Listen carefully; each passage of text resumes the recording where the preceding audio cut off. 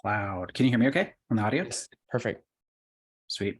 So it is now recording. So welcome to the Guerrilla Lab podcast, where we discuss science, marketing, and science-based tools about how to improve your life, sales, marketing, and business in general, and brand.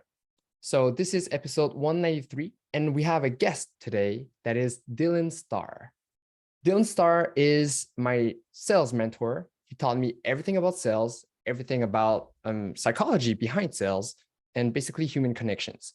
So without further ado, I'll let Dylan introduce himself. Yeah, man. What's up? Yeah, thanks for having me on the podcast. For those that don't know, they've been following Kirk a while. Like, I trained him in sales, and he's a beast, man. Super coachable, willing to learn, willing to grow, which I think in sales is very rare to find for people, right? Getting better at any skill, you kind of have to have that coachability. So, kudos to you, Kirk, because, since we worked together, you've been super, super coachable, not resistant, which is great, which is, why you are where you are today. For those that don't know who I am, my name is Dylan Starr. I've been in sales now for probably about 5 to 6 years. Built a team of reps doing outbound up to 50 to 60 reps at one time for multiple 7 to 8 figure influencers, and transitioned more into team building, scaling teams, and B2B. So that's where I'm at today. And yeah, man, I'm just really passionate about what I do. And I love sales. I love teaching people how to get better at the craft, but more importantly, do it in a way that's not salesy and that's not pushy. It's very, very key when it comes to sales. Cool. So can you tell us a little bit more about how did you get started into sales? Because I know we first met at a Dunlock event in CIB. I'm not even sure if we met, but I know that you were there.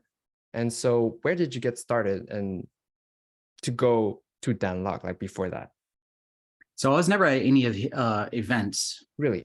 Okay. Yeah. No. I never went to any events. I got into sales originally. Actually, funny story is because of a guy named Ty Lopez. So I don't know if you guys ever saw the Here in My Garage video, but for the longest time, I ignored that damn ad for the longest time, and it was like, God, who is this guy with his stupid Lamborghini, his bookshelf, reading and all this stuff? And I was just tuned off by it, and probably saw it about 15 to 20 times before I was finally like, all right, let's see what this is about. And at that time, he was talking about social media marketing and starting an agency. So when I saw that, I was like, okay, that's pretty cool. And I ended up joining one of his social media marketing agency programs. And that's when I realized I was like, I had no desire to, you know me, Kirk, I'm not a tech guy. I don't like dealing with clients. I don't like technology, any of that stuff. So I ended up doing a post in the group, and I just wanted to learn sales. That was it. I just wanted to be able to bring in clients. So I did a post and I was like, hey, I'm willing to partner with somebody, and I don't want to interact with clients. I don't want to run Facebook ads. I don't want to do posts on social media. The only thing I want to do is bring business. If I bring you guys business, will somebody take on the clients, do all the work? I just want to do sales, period. And this wall of people were like, are you serious? Like blah, blah, blah. Right. And so I was like, yeah, 100%. Like that's all I want to do with sales. And, but I didn't want to go out and get clients unless I knew that the person I was working with had experience. It was very, very important for me to know that if I'm going to be selling somebody, that they're going to get results. So I ended up finding someone that had actually been in the agency world for a while, building websites, really, really good at what they did. They had testimonials, they had case studies, stuff I can lean on. And that's kind of how I got started in sales. So I asked him how he got his business, and he's like, I used Craigslist. It's like, fascinating. Huh. So that's when I got on my cold calling journey, was actually doing Craigslist and Yellow Pages. And I know, no kidding, I would go through and just any business that I can find on Yellow Pages and Craigslist, I would just pick up the phone and start calling and just putting in the reps. And then I got damn good at it, dealing with getting through gatekeepers, decision makers, all that fun stuff. And so I got really good at doing that. And then that's when I kind of saw ads of the whole, that's when high ticket sales and high ticket closing became a thing, right? I started seeing all these ads by these gurus talking about being a quote unquote inbound closer, which by the way is complete selling a dream, right? For those that are watching this, there's finding an opportunity where people are just going to come onto your calendar who are just ready to buy. It's a pipe dream. It does not exist. But from a marketing standpoint, it worked. So I already had sales experience. And I was like, man, there's people out there who will just pay commission on these bigger deals. I never heard of that before. So that's kind of when I got into that world, and had joined programs in the hopes that I would be able to find an opportunity to work with an influencer, because I knew from my skill set that I would kill it. So I joined the Dan Locke program back in the day, years ago, in the hopes that I would be able to figure out how to get these opportunities. And lo and behold, I mean, I didn't see any opportunities that were being posted until I met a friend of mine by the name of Joey. And he was working with an influencer and had an opportunity to build a team. And what was funny was, in that program, they're talking about inbound, but I just, my history was cold calling. So he did an interview with me, and we kicked it off because I mentioned how I got into this world and knowing Tai Lopez. And he, at the time, Tai Lopez's COO was actually friends with Joey. So he knew the COO of him. They're really good friends. Yeah, they did Muay Thai together. Oh shit. Okay. Super small world. So we kicked it off, good rapport. And he's like, yeah, man, I got to be honest with you. This opportunity is not going to be inbound. This influencer, he's spending money on ads, and everyone that opts into his webinar has a list of phone numbers. And the influencer wants us to call these leads to see if we can sell his course. So to give him perspective, right, in marketing, right, people that will want traffic to a webinar to sell a course, you spend money on ads, traffic opts in, they watch webinar, percentage will buy, right? So to give you guys context, let's say 100 people will watch a webinar. If 1 to 3 people buy, that means 1 to 3% purchase your program. Well, that leaves 97% of people 97 per 100 people that watch it that did not. So they want us to pick up the phone and call. And he thought that it'd be difficult to find people. And I was like, wait a second, these people know who this influencer is? He's like, yeah, they watch his webinar. And I was like, dude, I was doing cold calls on freaking Craigslist and Yellow Pages. That's going to be a cakewalk. And so we ended up doing that, scaling the team. We were the only team at the time years ago that was willing to do outbound and call lists. We got so popular in generating revenue from doing outbound only as the main thing, and then do their inbound later. So while everyone else was preaching inbound, we were actually just reaching out to influencers and just say, hey, we'll prove ourselves and call your leads. Started crushing it. Influencers in the ClickFunnels community were literally reaching out to us. We couldn't even keep up with demand. We didn't have enough bodies to fulfill the amount of influencers that we were doing this for. So that's kind of how I got into that world of doing outbound and stuff for influencers. And then later, realized it was really, really difficult to scale a sales team internally. What do you do when you're training people, you have 50 to 60 reps and multiple influencers? Do you take your best guys and split their focus and put them on somebody else, or do you let them stay on the opportunity, right? It's a lot of bottlenecks we ended up overcoming, and we ended up making the shift and letting the reps just be internal with the influencers. And we just dissipated the sales team because it just wasn't profitable from a management standpoint. Okay. So I see your background is VCI, and we talked about it a little bit earlier.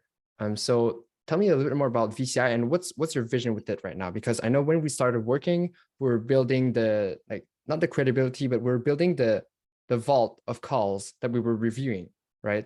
So yep. Where are you right now in terms of VCI, and where do you see it going in the future? So VCI is new. It's called Virtual Closing Institute. It's a brand I'm launching now and starting to build. I had academies and stuff in the past where I was doing things like call breakdowns and teaching outbound and all this stuff that I sold for like a low ticket monthly. And me from working with me, I'm very, if people don't implement what I teach, it bothers me, right? So over time, I spent 2 years with this academy teaching and answering the same questions week after week after week. And then I got to a point where people were still paying and showing up to the calls, which was cool, right? We're making money, but it started to bother me because it's like, these people are here asking the same questions. They're not going out and trying to find opportunities.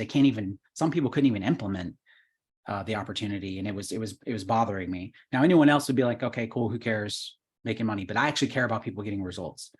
So ended up killing the academy. And now now that I'm at a different stage of my career, focusing more on brand and working with way bigger ticket items and companies in the B2B space. My kind of goal and vision for VCI is to kind of play the Hormozi approach, right? Literally make my trainings and everything in VCI for people who are kind of new to closing coming in free, and just make it better than all the high ticket paid programs out there. So there's people I'm training right now that are like, dude, stuff you're teaching, I've spent 4K, 5K, 8K in these other programs. And everyone's just like, your stuff's better. So that's the kind of level that I want to uphold with VCI, making it free. And then as far as doing call breakdowns and stuff, now I only want to work with people who are, at a different level. The advanced stuff that I do, like reframes and stuff like that, you can't really start learning those until you have foundation putting in the reps. So if I have VCI and people come in now, it won't eat away at me because people aren't paying for it. So it's like the ones that will go through and implement will find opportunities, make money, prove that they have a willingness to learn and that they're coachable, because you and I both know that not everyone's coachable, right? Just because I don't want to be like those other companies who are charging $5,000 to people who want to get into sales. And frankly, some people don't have a right to be in sales, like period. Right. So to eliminate the pressure, I'm going to make it free, cherry pick people who have a willingness to learn, and then I can work with them at a higher level, coaching them. Okay, so you're basically qualifying them before even like meeting them. So they do the work, and then once they get results, they get back to you. Like how would that work? No, so like typically a lot of the ones that I'm going to be working with at a high level. So I have VCI, which is my institute, which is just all the free information out there. And then right now, B2B companies hire me to come in and fix everything, their sales process, their script, and I train their members. And while I'm training their members, I'm going to be recording all that stuff and using it for content, as well as making those courses into VCI for all the people that are free. So essentially, I won't have to worry about doing coaching and call breakdowns for people unless they're like actively closing and already at a higher level, making at least 6 figures a year. And then that's a program that I call VCI Masters. So in Masters, I do Tuesday and Thursday call breakdowns, but these are people who are already like, they're already making money doing, they're not beginners, Okay. So like the level of ROI I can give somebody breaking down a call and teaching them reframes to somebody who's already at that certain level skill. It was just less stress, way happier doing it. I know myself as an individual, and I'll be honest with you, I just working with people that are at the bare bones beginning. I love helping those people and I love like teaching, but actually actively doing it week by week and them not having the skill to be able to progress or be in an opportunity. It's just not my passion, right? I want to help people that are already at a specific level because I can help them exponentially. And then in VCI, I love getting people to that level, right? But the ones that are going to be coachable and put in the work are the ones who are going to get there. And the ones who don't, then, there's no stress or commitment of me and asking for like high ticket, right? I want my free stuff out there to be better than anything that's paid, period. Yeah. Like when I was in the first agency that we work with, I came from nothing, right? I had no sales. Well, the sales experience I had was with Dan Locke, but after that I had nothing for a couple of years, and I reached out to one of the guys. But out of nowhere, you basically just took me under your wing and you just taught me everything, like for free. Well, actually, it was for free, and you just taught me everything. And we had to study. Well, I studied your YouTube videos, and you have an 8-step YouTube video. So this is for free on YouTube, like Dylan Starr on YouTube. But how valuable is this 8 steps, like your free stuff on YouTube right now? Because it's been a couple of years that it's been out, right? Same stuff that I was selling in my academy. The same stuff, like the businesses that are paying me high ticket right now to come and train their team. It's the same training that I put them through. It's no different. I don't hold anything back in terms of the training. It's more catered for B2C, the 8 steps that are on there. So if you're kind of like doing high ticket in a more B2C category, that's kind of what it was designed for. It's slightly different process when it comes to B2B, but literally same exact training, right? And yeah, to your point, yeah, when we worked together, right, it was for free, but imagine my frustration if I was working with somebody with Kirkland and they paid me money and then they weren't coachable and they weren't doing it right. I worked with Kirkland for free, but he went out and executed. You're doing cold calls, right? You're taking calls. You were literally willing to bite the bullet and kind of go through that period of a dip to get your skill set up, right? If it was with somebody that had, hired and they weren't coachable and they weren't doing that, now I'm frustrated because it's like, you paid me and I want to see you win. So just, I don't mind working with people, that capacity that put in work, right? People that don't, it bothers me. So when you say coachable, can you like describe to me what a coachable person looks like and what a person that you wouldn't want to work with? Yeah. So somebody who's coachable, they have a willingness to learn and they're willing to let go of old beliefs that they're holding on to. Right. So, I've growing with people in the past, like if I were to take somebody and work with a high ticket influencer, whether it's B2C or B2B, let's say in the coaching space, if I were to pick up somebody with prior sales experience that let's say worked in car sales, right, they're maybe set in their ways. It's really, really hard to coach somebody on my kind of style of training because high ticket is completely different than selling a car, right? Going into somebody's identity and really anchoring into their pain and making them take responsibility of their situation. It's a completely different sell in that level of high ticket coaching compared to selling a car. So me working with somebody with prior car sales experience is very difficult because they're just so set in their ways. They're not very coachable, right? And some people are just super stubborn. They think they know everything. And as you and I both know, in order to grow, even myself, right, I always take learning from people that I coach, right? If they test something new or see a new concept that they're doing, right, I'm always even learning off of that. If you always put yourself in a position where you're like, okay, I'm a master now, well, then how do you grow? Right? How do you learn more if you're never trying to elevate the ceiling and get better and better?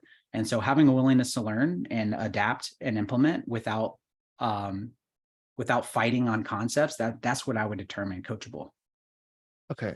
So being able to learn without fighting the concepts and basically being open. So how do you see this applying in real life? Because this is applicable in sales and being coachable.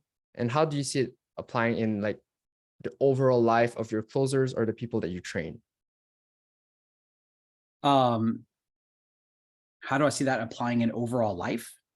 Yeah, let's say in a relationship, when two people want to be together, like you have to do some kind of closing and not really maybe selling yourself. So what's your vision on sales and relationships? What's the connection between those two? Is there one? Yeah, I mean, sales and relationships, you're building a relationship with anyone and everything you do. I mean, you're always selling yourself in everything that you do, right? Convincing your significant other what restaurant you're going to go and eat at, or, what's the vision that you see for you and your family, for your child's future, right? You're always selling yourself in that aspect, right? So sales can go into any concept besides just selling a product or service. Absolutely. Okay. So some people would say that selling, like you say, convince your significant other, like would see sales like manipulative and there's a stigma to it. Mm-hmm. So what's your vision on ethics, sales, and making sure that, okay, this offer is the right one for me and it's a good offer because we cannot be selling like bullshit. So how do you make sure that, hey, this is aligned with what I do and it makes sense?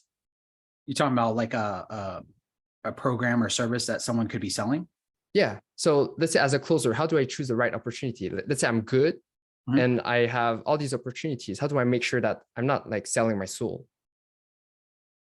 Well, I mean, you have to sell something that you believe in, right? So like, I think one of the common mistakes that I see a lot of people do is they don't do a good enough job vetting the opportunity that they're going into. And what I mean by vetting is like, not just, it's easy to go to an opportunity and be like, oh, well, hey, do you have case studies? Like, how do I know that you're helping somebody? And they'd be like, yeah, everybody has case studies now, right? This just is, it's not, there's not as much validity, right? But one thing that I like to look for in an opportunity is from the moment somebody signs up in that opportunity, do they get results within their first 30 days? Right. I don't care about an opportunity or case studies that got results a year ago. Right. If you can show me that somebody, hey, they signed up 20 days ago or 30 days ago, and they've gotten some kind of win, and within the next 60 to 90 days, they're getting, progress, and that's happened consistently. That's enough validation for me to know that I can confidently portray that into a call and have confidence in what I'm selling. If I don't have that, it's very difficult for me to convey conviction in my tonality and certainty in what it is that I'm selling. And I have to be certain and believe in the product or service. So I think a lot of people looking for closing opportunities need to do better vetting when it comes to those opportunities, ask the right questions to the business owners, ask to speak to some of their case studies as well, and, see lead flow, right? Like, is this a company where that, I like to put it this way. So when vetting an opportunity, there's a guy named Kevin Hutto. He actually used to do the marketing for Talking More and Alex Ramosi. He passed away about a year and a half ago due to COVID, right? This guy's like the OG of marketing, amazing human being, hilarious, always drinks scotch and smokes a cigar.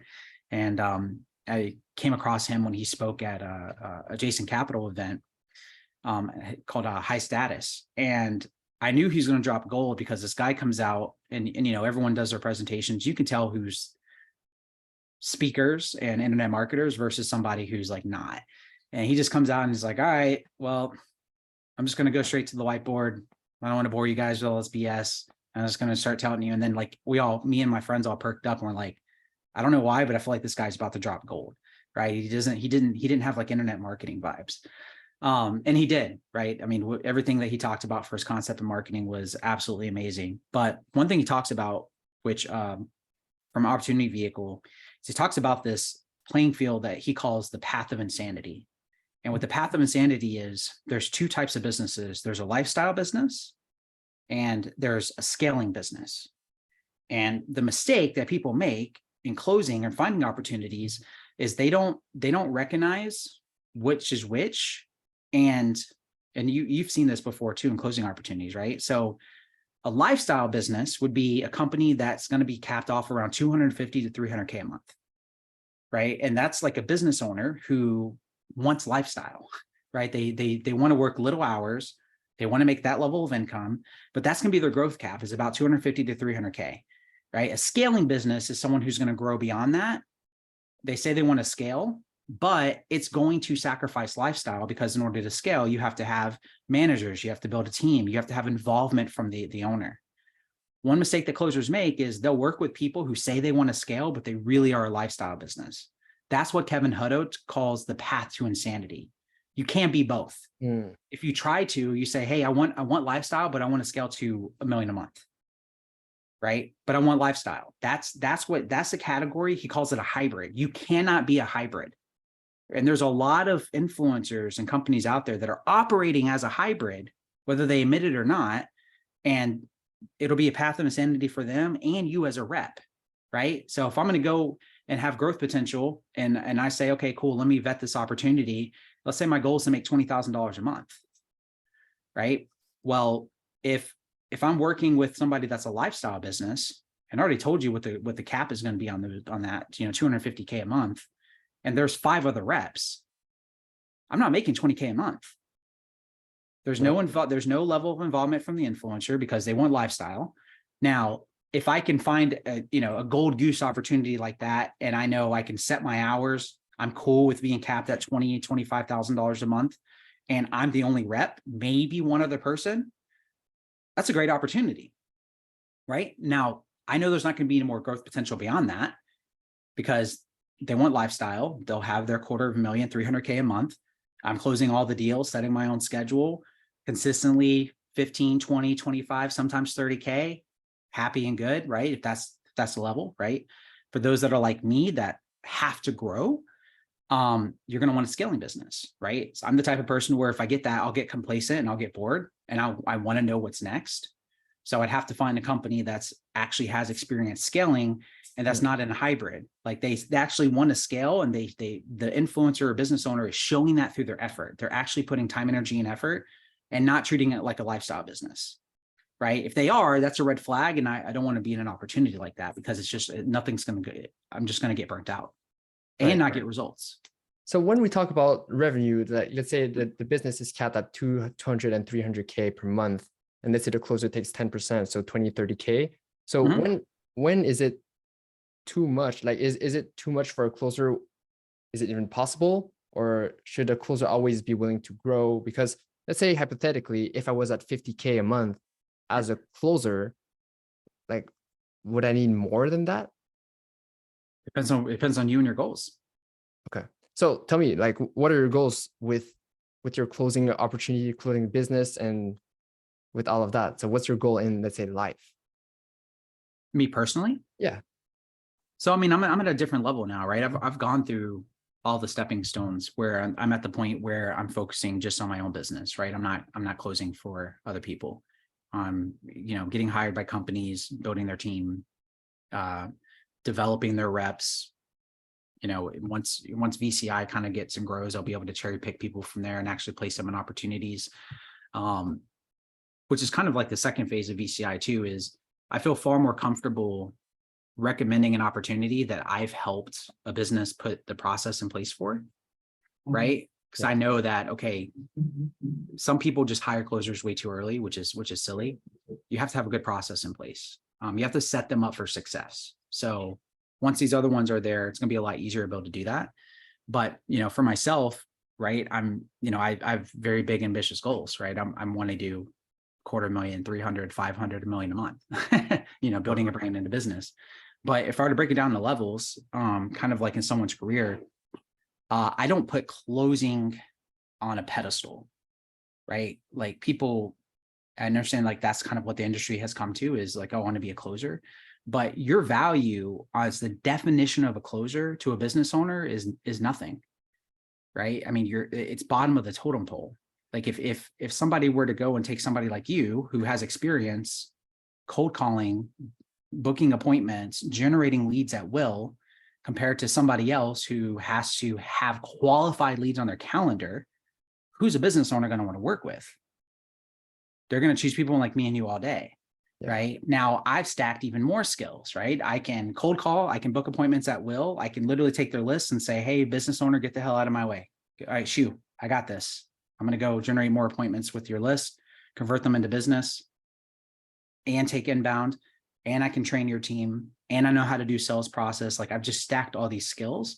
So if I were to kind of put them into levels, I'd say the first level that everyone needs to start with to get this, your sales skill, is going to be setting appointments, right? Booking appointments. People call them appointment setters. I call them alignment specialists. I think an alignment specialist is better versus an appointment setter, because I love that word, because you want to make sure that the leads are qualified. You're not just forcing people through. They have to align with the brand. They have to be a good fit. They have to be qualified, right? And then above that is when you can actually start closing deals, right? Actually going and being a closer.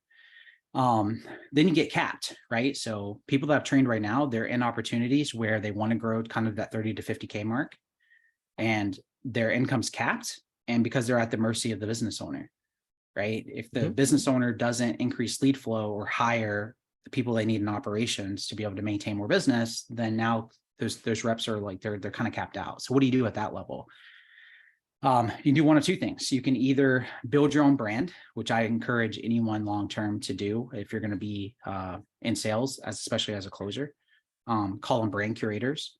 Become a brand curator and build your brand on the side in a niche that you're passionate for, right? So if you're passionate for fitness niche or trading niche or whatever it is, you can piggyback off of that business owner and brands, whatever their methodologies are, whatever the things that they teach. You can share their content, build your own brand on the side, so that you're not kind of handcuffed and tied to the mercy of the business owner.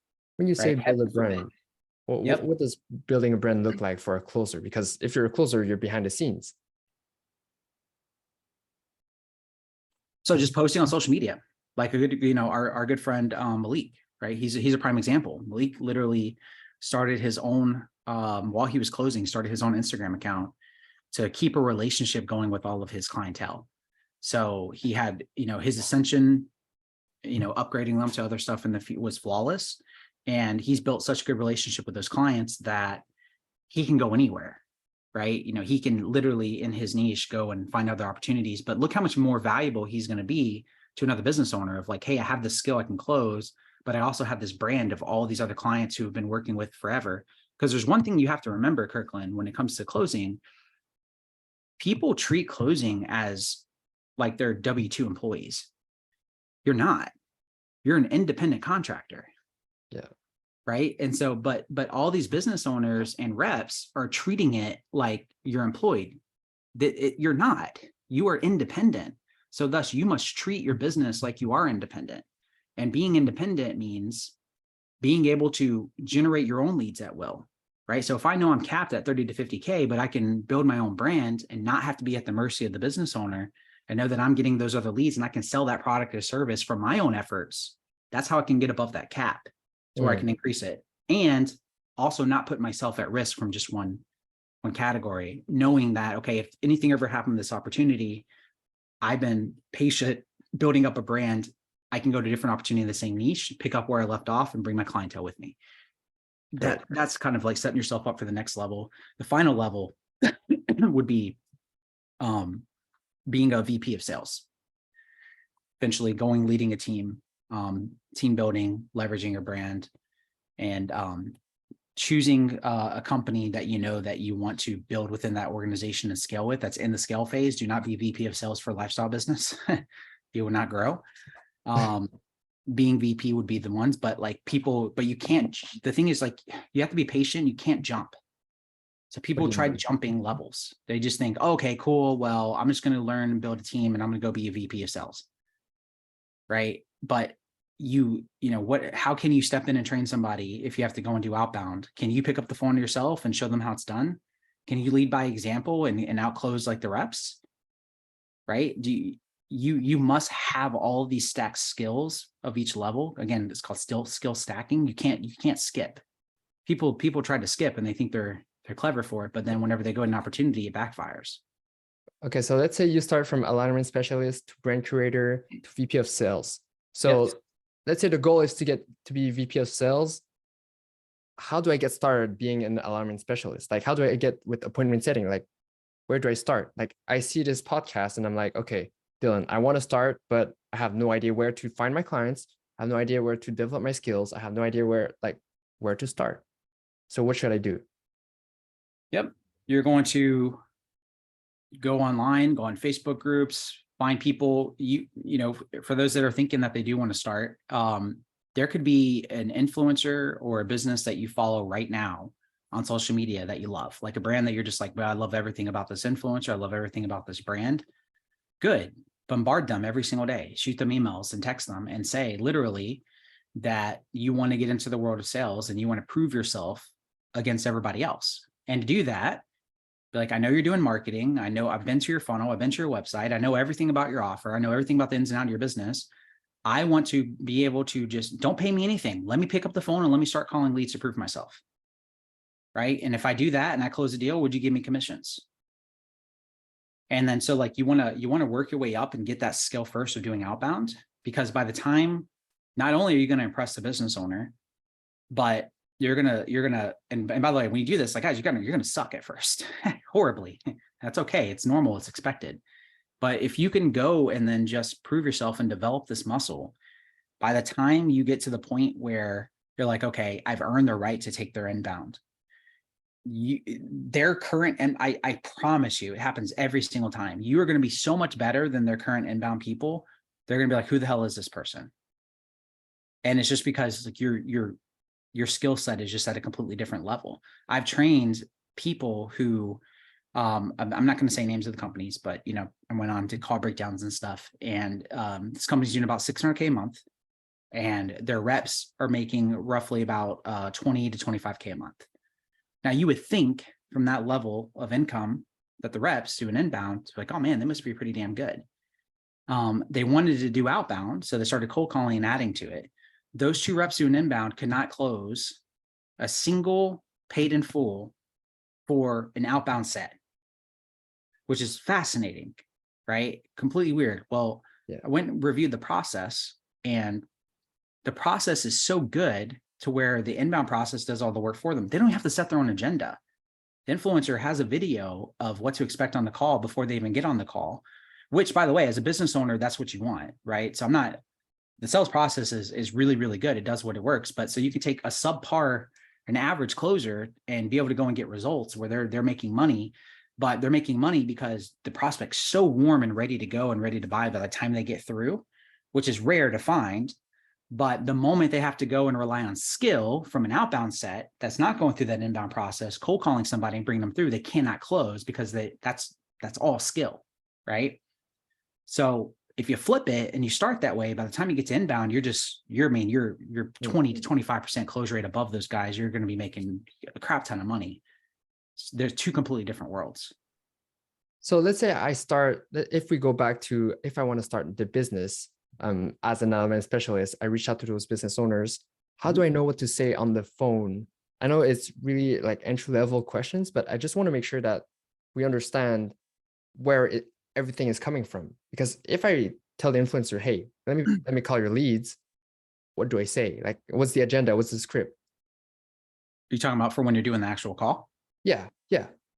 You literally go to YouTube, type in Dylan Starr, pull up my YouTube channel and go through my videos. And I have an exact video literally on doing the cold calling setting script and everything, the whole flow, sending out the email, what to say, whatever. It's literally all on my YouTube channel. Like you can follow that video to a T. That's 100% what you do. Cool. Okay. So I do this, I get some clients, and we just learn from there. So what do you think about salaries, and like, should closers have salaries or just commissions? No. I think 100% commissions. Why is that? So because as it's easy to become complacent. I've seen a lot of people that do the salary. If you're going to do a salary at a specific level, it needs to be like a very, very low base. If you're doing it for like things like alignment specialists and setters who are going through and they're going to be doing outbounds and stuff like that, yes. But from a closing position, once you kind of like are just relying on commissions, it doesn't make sense to have a salary. Because again, you're doing it to earn, your goal is to bring business to the company and be incentivized to be able to do so. So I've seen it backfire where I know some companies will do things like a 4K or 5K base, right? And there's just they easily get complacent. Like it can easily backfire. But if you're going to be in a management position, so if you're going to be doing sales and closing, and you're doing tasks outside of that skill, then yes, I would say you'd want to pay that person a salary. So if they're going to be managing a team, overseeing the setters, doing things that are outside the scope of calling, booking appointments, and closing deals and helping others or training the team, yes, because now that time is outside of what they could be doing to put money in their pocket. So in that case, I would say you would pay a salary. Okay. But we have to get to that point first. We have to put in the work. And yeah, but like, again, you're not gonna, if you're brand new to this and you're trying to develop your skill, you're not gonna go to a business and outreach your favorite influencer or business that you're following on social media and then be like, demand a salary. Like, you're looking at it from the wrong, those people that are listening that think that, like, you're looking at it completely wrong. Like, you want to develop a skill, and to develop a skill, ask for nothing. You must trade time, energy, and effort, blood, sweat, tears, and frustration for a year, 12 months, like a year, to develop a skill, because this skill will pay you for life. Genuinely. And then now I'm not saying over the 12 months you're not going to make any money.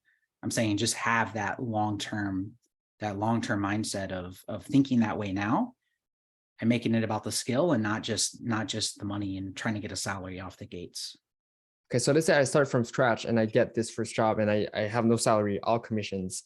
Should closers like get a job to sustain their lifestyle, or like, let's say I really need to get closing, but yes. I want to learn, but I don't have the funds to learn because I have to pay rent and all my bills.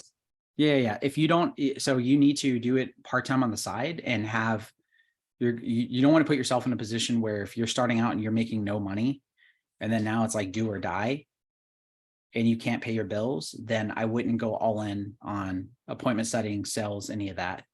Now, if you're in a position where I've seen some who are successful where they left another job or they came out of the corporate world and they have like a year's worth of income or 6 months worth of income saved up, and they're like, hey, I'm good, and they're not like kind of in panic mode, then yes, those people can go all in. But if you can't pay your bills while you're learning the skill and you're relying on the skill alone, that's not going to serve you. You're going to be in panic mode. You're going to be putting yourself with your back against the wall in stress. And you're going to just want to quit. You're going to be frustrated because you're going to be looking at your bank account. You're not going to be making it about the skill. You're going to be like, I need money now. I need money now. And that's not going to serve you. It's certainly not going to serve the business owner. And you're not setting yourself up for success. So you need to have money now, some kind of job to where you can do this on the side. Okay. So it's to not go through the scarcity of just, hey, I need money now. Yep. For sure. You got to know yourself as a personality type. So like I work better in extreme situations. So if my back is ever against the wall and I lost like everything and I have to go and perform, that's kind of like my push, because I know myself, like I'm very quick to procrastinate, right? But if my back's against, and if I'm backed into a corner and it's do or die, like I will push myself and I will thrive, right? But some people shut down in extreme situations, or when it's do or die, they're just paralyzed, right? If that's you, then don't. But me, I can be in, I thrive in those type of situations. Okay. Yeah. You're a beast. So the last thing I want to talk about today is about framing, because that's really important in terms of cold calling, brand creators, and all the sales process, right? Because from the beginning to the end, the framing has to be the same. You cannot just switch frames from the email to the text to the cold call to the brand creator. So how do you make sure that the framing makes sense, and what kind of framing is there when you get on calls? So choosing a frame is everything. It's it's super important. And it's funny, whenever I go to do custom scripts for companies, I'll go through and I'll review. I can look at their script and see if it's breaking frame off the get-go. And that's the first thing I change. And it makes, tremendous difference, right? Like literally, I just started working with a company that is in the real estate niche selling real estate coaching. And they also have a fund last week. And the first 2 days, just from me tweaking their script, they not only closed deals, but they're booking a higher rate of appointments. And all I did was tweak the frame. And it's as simple as like their script would say, where are you calling from today? Right? That's in the scripts. Where are you calling from today? But what's funny is, Kirk, even if it's inbound, if I call you, if we schedule a call, right? And I'm like, okay, cool. We're going to, and let's say it's just a discovery call for 15 to 20 minutes, and you book it with me. Yeah. But I call you at that time. Like, let's say you book it, like we booked this podcast, right? If I call you at 1 p.m. and you're expecting the call, and I say, oh, where are you calling from today? I called you. It makes no sense, right? It's super easy for someone to just be like, to literally say that to you. I mean, I'm not really technically calling you from anywhere. You called me, right? So something as basic as that, like, is just, it doesn't match the frame. See? So what's a frame, Dylan? Before we get into like deeper into the frame, what's a frame? So there's different types of frames. You got to look at it from the lens. A frame is what you're trying to stack and on the prospect of like what they're going through. So for instance, if you're doing, and this is with everything, it doesn't matter if it's paid ads, cold calling, whatever. If you say something in an ad from like the positioning of whatever, right? Let's say you're going to use the framing of seeing if you can help somebody with their real estate business, right? If you're like, hey, you want to get into real estate and you want to learn my big tips on how to find a property and make $1 million in real estate, blah, blah, blah, blah, blah, click the link below, check out my training, right? Well, that's the frame that you set in them, right? You literally said that the purpose of you clicking on this ad is to go into a training to learn these things and to see how to do it, right? Now, if you went and you landed on the page and then it just starts saying something like, there's no training, it's like, buy my product. Like it's a disconnect. Like you automatically broke the frame that you set from the call, right? Same thing. Now insert, that's the frame that was set, seeing if you can help somebody with real estate and to get the training. And then now let's say I cold call those people, and then I start talking about Kirkland's amazing real estate program. Again, it doesn't make sense. I broke frame because that's not the frame that was set. So the frame must match in everything that you do. And it will shift depending on the circumstances, right? The frame I'm going to use for somebody who already watched a training that I'm going to call to get back into an appointment, or versus somebody who scheduled an appointment 6 months ago, but they no-showed, right? My framing of the script is going to be different from those two scenarios. It will not match and be the same because they're completely different circumstances. So you must always look from the lens of putting yourself in the prospect's shoes, understanding what it is they went through, what was said to them, and the purpose that they're going through. Different frames that I use for cold call teams is like, middleman frame and qualifying. So middleman frame, which is my favorite, I'd recommend it for anyone doing cold calling, and I talk about this in a YouTube video, is you're just acting as the middleman when you call them, right? Think about when someone calls you for your dentist appointment. Like, does your guard ever spark when the dental assistant says, hey, this is Sarah with blah, blah, dental's office. I just wanted to confirm your appointment with Dr. So-and-so tomorrow at 2 p.m. It's middleman frame. No, like your guard doesn't go up or anything like whatsoever. Like you're just like, oh, that's right. I have an appointment tomorrow at 2 p.m. Yes, cool. It's a normal conversation. That's middleman frame.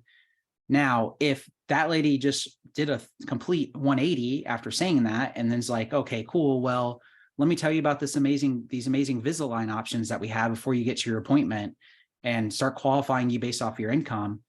Like she just completely broke frame.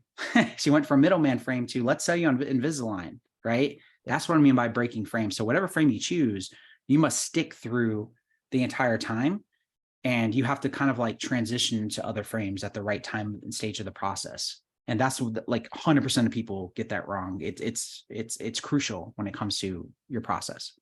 Okay, so let's say you use the middleman frame, and I call from a business, and I'm calling their customers, and I'm calling as a cold call, and I want them as a customer.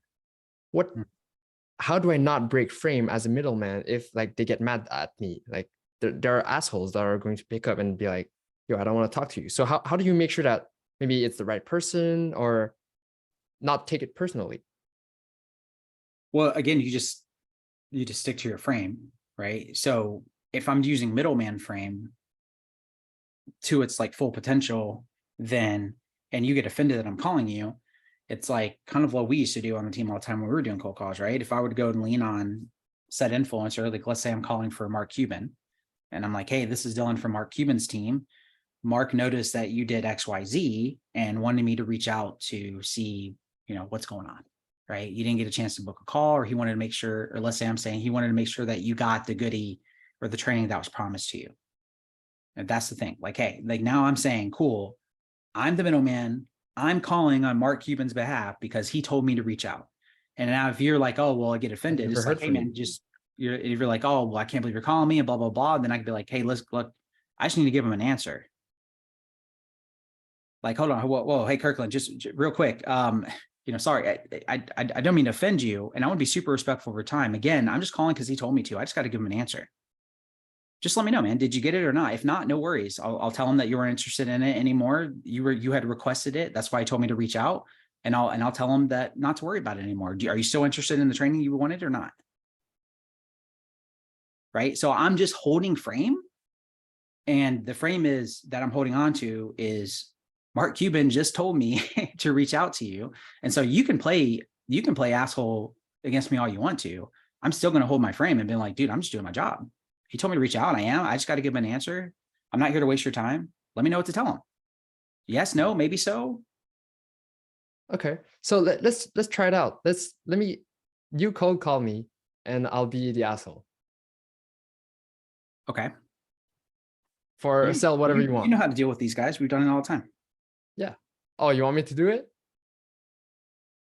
No, I mean, like, you've dealt with it. Yeah. How to handle, the a-hole frames. Yeah, but like those are the fun ones. Yeah. I used to deal with people. So you remember the call, the brand creator? I was a brand creator, and there was this racist guy. And like the guy that was like, hey, are you like, just tell me if you're calling from the Philippines. And I'm like, bro, what?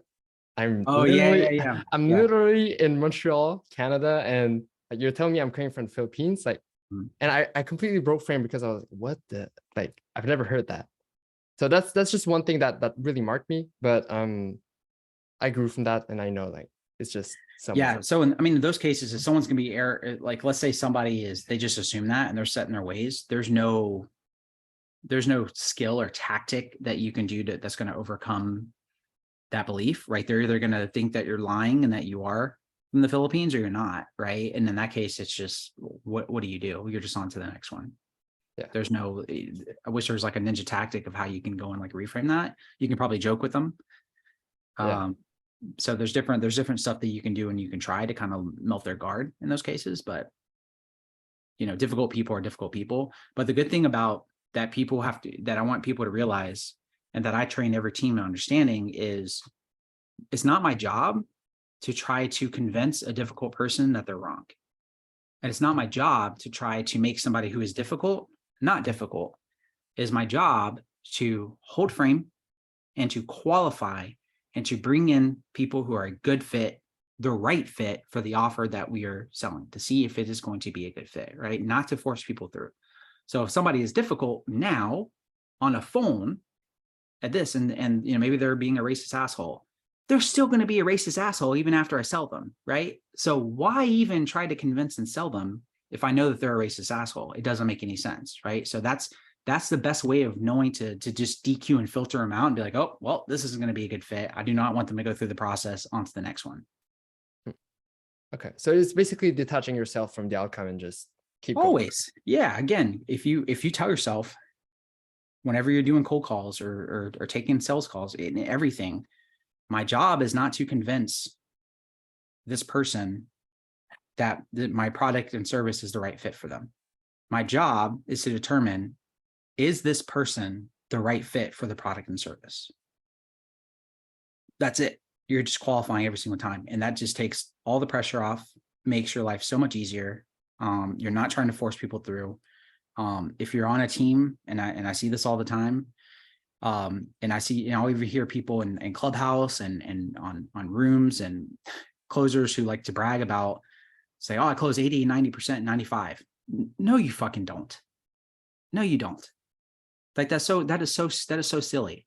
Like I can go toe to toe with some of the best closers in the fucking world. And I have no desire to try to ever get to an 85 to 90 to 95% close rate. Why? Because 80 to 90 to 95% of the people that I speak to are not qualified for the product and service that I would be selling. So why in the world would I try to close 100% of the people I'm talking to when all of them aren't going to be qualified? That makes zero sense. Now, if I know my curation rate of people going through is going to be roughly, a 40% drop, and I know 60% of people on average are going to be qualified, then yes, I'm going to try my damnness to close 100% of the 60. But two completely different things, right? Not forcing it, not trying to close anyone, everyone. That's how because the value you have to a business is it's not about just bringing new business in. It's about retaining customers and ascending them. Closing somebody and having them as a customer for that company for life in terms of lifetime value and retaining them. You cannot retain somebody if they're not a good fit for it and you just force them into the process. That's just going to be a nightmare to deal with. And if they refund later, you just wasted all that effort and energy for nothing. Now that's just money out of your commissions anyways. So you got to take qualifying very, very seriously when it comes to sales. Right. So Dylan, let's end on this. So do you help companies with setting the frame, the script, and making sure that the ascension, all of that, make sure like the branding, the messaging, the positioning, and all of that? Do you help businesses like basically one-on-one or as a VP? Are you still available for hire? Yeah, of course. Yeah. So I work with them on a weekly basis. Their sales teams meet with me every morning at 10 a.m. Monday through Friday. And we just go through their numbers for the day. We do objection handling and reframes. So that way whether they're doing outbound cold calling or taking sales calls, it's like fresh from them training in the morning and going about their day. And then over the period of 90 days, we refine their script, we refine their frame, and we just get everything dialed in so that way they can go and focus on scale. And then once everything is dialed in and systematized, so where they can focus on duplication, like when I say duplication, I mean, your process should be so good that an average person again, key here is average. When I say average, I mean they're coachable, they have a willingness to learn, right? You know, you don't want your sales process as a business to rely on A-level players, right? We see that. So for those that are here, including myself, that love following people like Alex Hormozy, he talks about this, right? How do you get talent? You poach talent.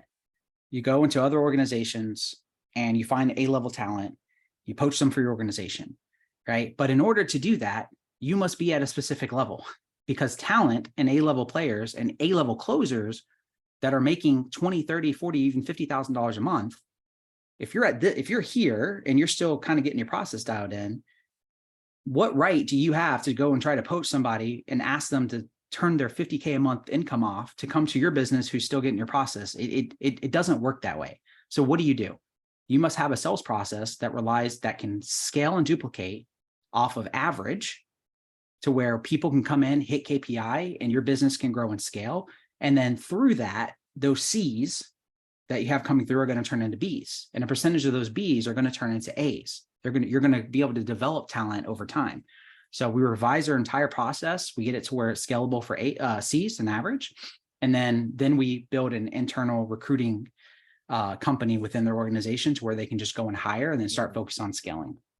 Okay, so instead of looking for A-level talent, you're basically getting C-level people that are willing to learn, coachable, and you train them from C to B to A. Is that it? Yeah, you can't force a C to turn into an A, right? Some people have it, some people don't. Like if you're competitive and you have a willingness to grow and you're coachable, you know, I have a military background, right? So, you know, I'm very disciplined and I've always been coachable just from being nurtured in the military. So I've always had the mentality of wanting to be an A-level player. That's just who I am, right? You can't force like every seed and then turn your entire organization into like a military a military style thing over 6 years of development to get them to that level, right? You know, some people are going to have it and some aren't, and that's okay. But at least you know the C's are going to be hitting KPI, are going to be profitable, and then there's percentage of people who will turn into a B and an A. They're going to make more money than all of them. 80-20 rule, right? Your A's are going to make 80% of the revenue that is generated, and the rest is going to go to the other 20%. That's just how the principle works. Great. So Dylan, thank you so much for hopping on this call today. So any last words that you would like to say, and where can people find you? Yeah, I would just say be patient, be consistent, have a willingness to learn and grow if you're trying to get into sales, and just focus on trying to get 1% better each and every day, right? You don't have to put so much pressure onto yourself. You don't have to force a sell. Just focus on learning, growing, and being consistent. Consistency wins in the game of sales every single time.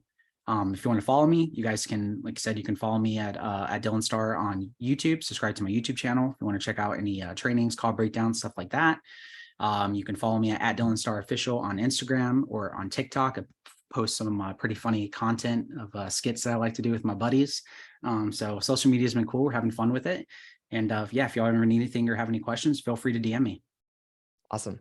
Thank you so much, Dylan. And we will talk soon. Awesome. Have a wonderful day, guys. You too. Ciao.